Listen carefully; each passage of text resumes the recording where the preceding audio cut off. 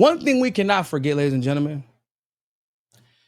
is some of the clown ass, two-faced, duplicitous, feckless traitors participating in the propaganda in the lead up to this. One of those being Tulsi fucking Gabbard. She might be the worst. As a DNI, as the person who claims this whole time, she claimed that she's anti-war, as previously being one of the biggest critics of the intelligence community for their constant and regular tendencies to lie in order to manufacture consent. Remember, that's what she used to talk about at one point. That was like her bread and butter. Remember, she was talking about we can talk with our allies. So what if we have different interests? That does not mean we have to go to war with them. We have to be willing to talk to our adversaries in order to pursue any avenue of peace that may be available to us. Remember how she used to talk like that? Yeah, she is full of shit. She was always full of shit. She might be the worst careerist that we have ever seen. And that says something in a world where both AOC and Bernie Sanders exist. But it's watching you literally try to rip a person down. Didn't she call Trump? She called Trump Saudi Arabia's bitch. I mean, she ripped Trump for attacking Syria with that airstrike, especially doing so without congressional approval because she was in Congress at the time. She was the one who told the world that Iran was not close and not even pursuing nuclear weapons. And because, I don't know if her ego kicked in, if Trump made a phone call to her or whatever, she had the audacity to go to Twitter and try and backtrack what she said about the nuclear weapons. Instead of being like, nah, bro, excuse me, no, I'm the DNI. I'm the Director of National Intelligence.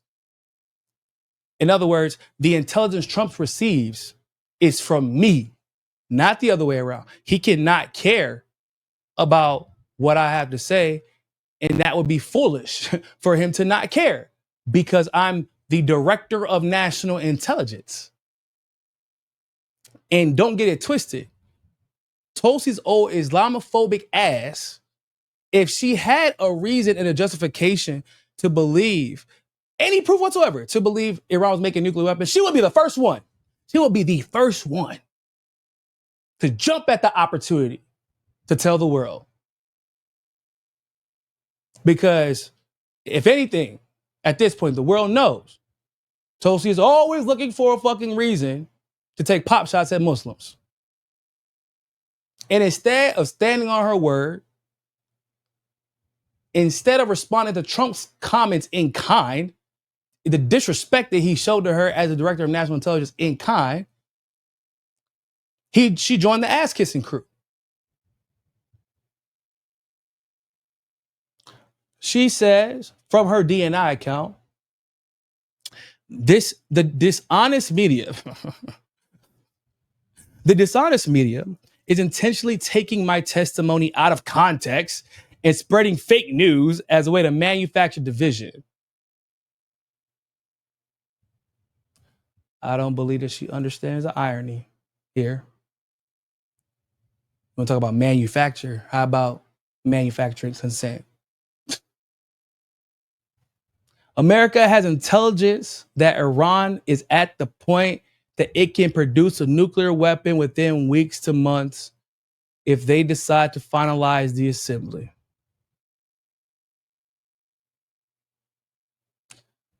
President Trump has been clear that can't happen, and I agree. President Trump pulled my leash and told me that I better agree with him, or we can't be friends anymore. And that's bad for my career. And what's wild about this, So she posted this statement, and you would think that the video that I'm about to show y'all somehow matches the statement. Let's check out the video. Iran continues to seek expansion of its influence in the Middle East, despite the degradation to its proxies and defenses during the Gaza conflict. Iran has developed and maintains ballistic missiles, cruise missiles, and UAVs, including systems capable of striking U.S. targets and allies in the region. Tehran has shown a willingness to use these weapons, including during a 2020 attack on U.S. forces in Iraq and in attacks against Israel in April and October 2024. Iran's cyber operations and capabilities also present a serious threat to U.S. networks and data. The IC continues to... Man, by the way, it's crazy. I don't know how both of these can be true. I don't know how they keep pretending Iran's this third world country that isn't capable of anything, and then they're also simultaneously the biggest threat and have all the military capabilities to not only attack Israel, but they can coordinate attacks from anywhere in the region.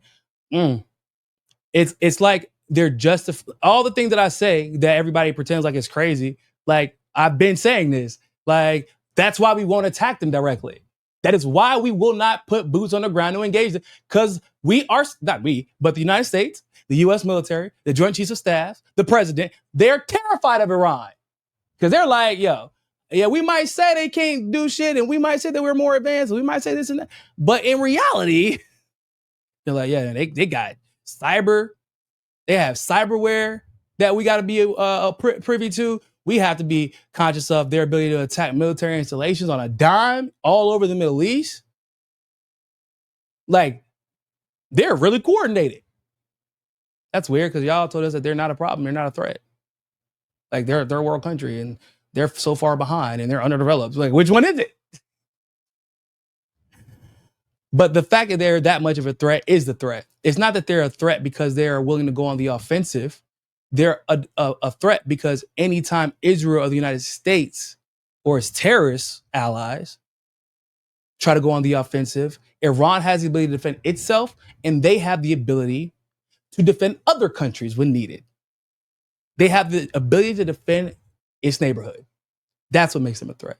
Assess that Iran is not building a nuclear weapon, and Supreme Leader continues to assess that Iran is not building a nuclear weapon. Operations and capabilities also present a serious threat to U.S. networks and data. The IC continues to assess that Iran is not building a nuclear weapon, and Supreme Leader Khamenei has not authorized the nuclear weapons program that he suspended in 2003. The IC continues to monitor closely if Tehran decides to reauthorize its nuclear weapons program. In the past year, we've seen an erosion of a decades-long taboo in Iran on discussing nuclear weapons in public, likely emboldening nuclear weapons advocates within Iran's decision-making apparatus. Iran's enriched uranium stockpile is at its highest levels and is unprecedented for a state without nuclear weapons. Iran will likely continue efforts to counter Israel and press for U.S. military withdrawal from the region by aiding. Counter Israel.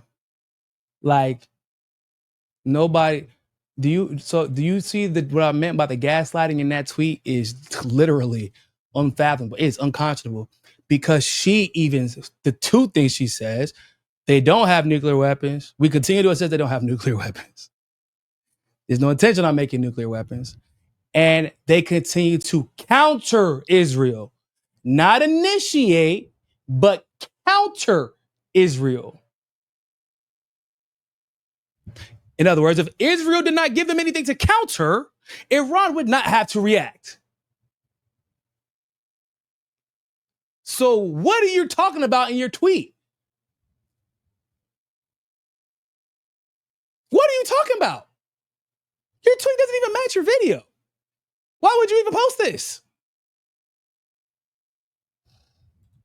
Arming and helping to reconstitute its loose consortium of like-minded terrorists and militant actors, which it refers to as its axis of resistance. Although weakened, this collection of actors still presents a wide range of threats, including to Israel's population, U.S. forces deployed in Iraq and Syria, and to U.S. and international military and commercial shipping and transit. Yeah. Okay.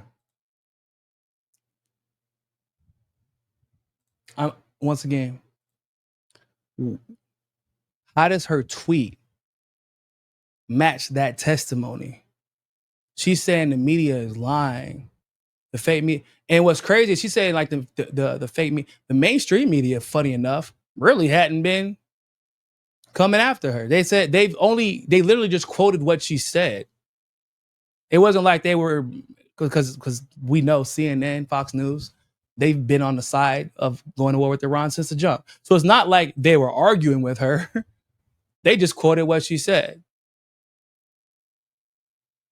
Now, us, independent media, we were like, yeah, she said this, and Trump attacked her for it. Well, not attacked her, but basically was like, yeah, I don't really care. Her expertise, her position, her knowledge, what she literally testified in front of Congress and in front of the whole world matters nothing to me. And her response to that is, I'm sorry, Zaddy. I didn't mean to embarrass you like that. Let me go ahead and get on Twitter and correct that for you. And I'm going to correct it by writing a tweet that does not match my testimony, because the testimony is exactly the same. Tulsi, you are a coward. You spent your entire campaign telling the world how big of a threat the possibility of nuclear war is because of how the Democrats have engaged with Russia and how they were not letting up and how there was really no deal that they would make with Putin that would stop what was coming, because they were unwilling to talk to him.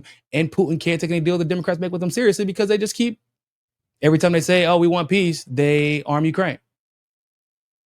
They want peace, but they overthrow the Ukrainian government. We want peace, but they claim Putin committed election fraud and somehow stole the election for Trump. You said that. You were consciously aware of the realities of a nuclear war or a World War III popping off, specifically because of what was happening with Russia and how the intelligence community was lying about it to manufacture consent.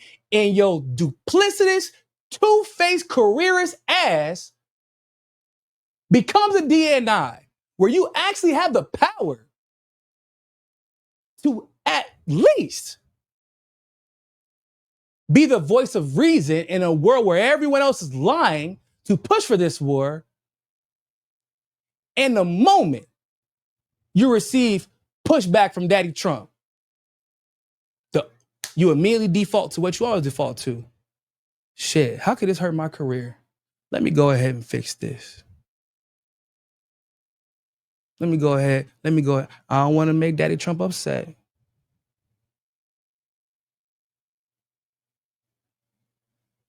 I cannot believe I ever worked for you. I can't believe I got in my car and drove hours because I thought that you had any interest in preventing World War III. And here you are literally ensuring that it happens. When you attack Bernie for not going hard enough against Russiagate, for not being anti-war enough, when you attack AOC for the same reason, attack Democrats for the same reason, said, oh, I can't get down with these Democrats anymore because they don't stand for what I stand for. You switch to Republicans pretending it was because of these values of being anti-war, pro-peace, being willing to discuss peace and have conversations with your adversaries and negotiate. And then you go and become the worst version of a neocon. You could have just fucking stayed a Democrat. You could have, to do this, you could have just stayed a Democrat. But instead, you're like, man, let me just talk about how much I hate trans people real quick, how much I hate Muslims, and get a job. I'm a Republican now, yay.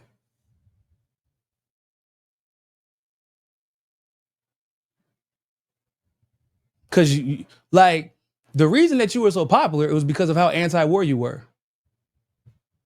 even with some of your views, people were willing to give you grace specifically because you were anti-war. And even forgave your previous stance because you explained how you got it wrong, why you got it wrong, where you were misled, how you had become educated, and that you understood how to make sure that you do not make the mistake of falling for that propaganda again in the future. Only to be the main person in an official capacity with all the information to push the same wars that you were claiming that you wanted to prevent if you became president.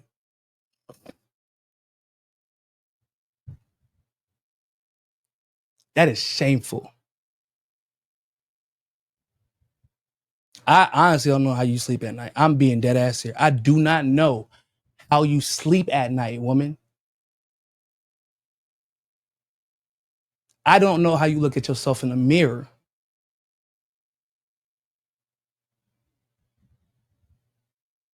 I'm dead. I'm so serious. I don't know how you look at the friends you had back in the day. Well, obviously, you probably don't even have them anymore. Because that's what you do. You switch friends based off of your career path. So you probably have new friends now, right? And in 5 years, when you pretend like you didn't advocate for this war, you'll have a different set of friends. As long as it's convenient for your career. But I'll tell you this, I hope you don't run for anything because, yeah, that shit's out the window. Because this will be the moment in your career that everybody will remember. The woman who called Trump Saudi Arabia's bitch, who then decided to work for Donald Trump, literally tucked her tail between her fucking legs the moment Trump challenged her in her intelligence community while she was the director of national intelligence. Knowing all the lies it would cause. You are, I don't know if she's still in the military, but she's not long removed. And you know, it's your brothers and sisters in arms that are about to get sent to the fucking slaughterhouse. Only for you to talk about their sacrifices and how sad you are. And we're going to see tweets from you. Oh, rest in peace, Sergeant so-and-so, Colonel so-and-so. No. You don't get to say that because it's your fucking fault. It's your fault they're dead. When your brothers and sisters in arms, your fellow soldiers are dying on behalf of Israel, it will be your fault. And you will have to live with that. And what's even crazier is how, because I'm pretty sure she's not allowed to be in the military anymore because she's obviously actively serving full time as a DNI. So what's crazy about this is that the moment that you can't be sent to fight in this particular war, all of a sudden you gung-ho about World War III when your life isn't under threat. That's crazy. Now it's shit. I mean, I was anti-war whenever I was getting shot at, but now that I'm not getting shot at anymore, yeah, bring it on. Let's check out some of these super chats. Have you heard the song called Boom Boom Tel Aviv written by a racist? It's the only good thing to come from it. I have not, but I'm probably going to check it out. I might do a little ditty to it. Eric, what's going on, man? With Palantir, it's a public-private partnership war. It ain't even that private anymore. I mean, what was it Alex? Hold on. I just retweeted this tweet that I put out. I randomly was reading an article. I was looking up something about Alex Karp, and I saw this. I'll show you right now. Look. Remember last year in 2024 when Alex Karp, CEO of Palantir, predicted that the U.S. would fight a 3-war front against Iran, China, and Russia. The same Alex Karp who says it's Palantir's job to go after their enemies and kill them. He literally said that, by the way. And now Palantir is running the show, and Israel allegedly worked with the U.S. military advisors to plan the strikes on Iran. Here's the headline. The U.S. will very likely fight a three-front war against Russia, China, and Iran. And what's happening as we speak, ladies and gentlemen?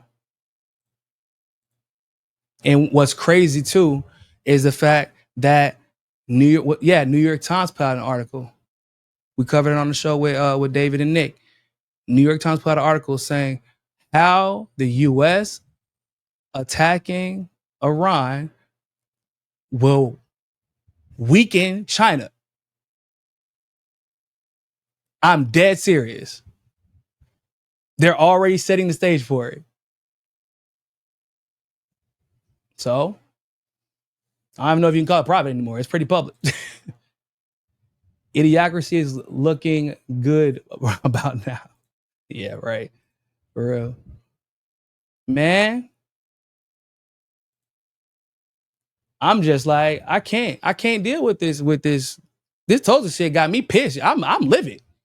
I mean, I've been pissed at her, and I'm like, yeah, you're a fucking coward. Like, but that, it's like this whole badass persona that you have been putting on for so long. Like, oh yeah, ain't nobody going. I'll stand up to anybody. I'll challenge anybody. Yeah, that shit dead. You ain't no badass. You're a punk. You are a punk. You got punked by Trump. You got punked by Trump so badly that you literally put up a tweet trying to claim that everybody else is lying, only to post the same video claiming the exact same shit, proving that everybody else wasn't lying. Just so you can ingratiate yourself with him again. Like, because you didn't want to be embarrassed by him. To protect your career.